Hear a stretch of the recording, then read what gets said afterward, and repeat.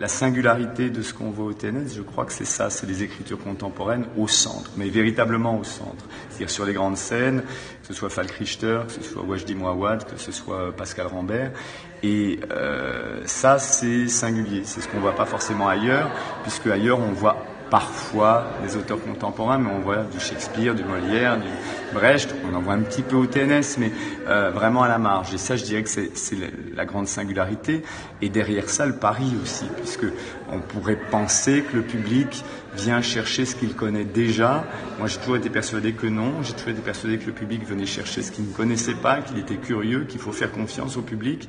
Et donc, c'est ce qu'on essaye de faire ici. Et ça marche pour le moment, puisqu'évidemment, la très bonne surprise de ces 2 premières années, de ces 2 premières saisons, c'est une fréquentation même record, très importante.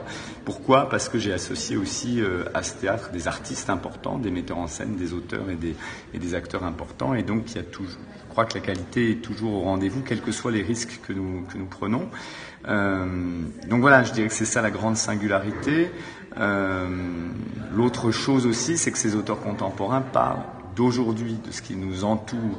Je crois qu'aujourd'hui, on est tous entourés d'informations de partout, les chaînes d'information continue, etc. Et qu'en même temps, on a besoin d'aller plus loin sur ce qui nous arrive. Et qui peut nous faire aller plus loin ? C'est les écrivains, c'est les artistes qui nous font plonger beaucoup plus avant dans ce qui nous arrive.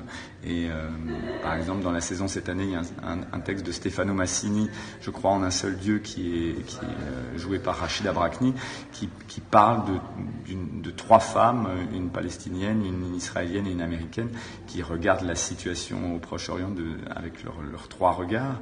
Et c'est un spectacle symptomatique de ce qu'on essaie de faire ici. C'est comment est-ce qu'on peut réfléchir sur le monde à travers des spectacles de qualité.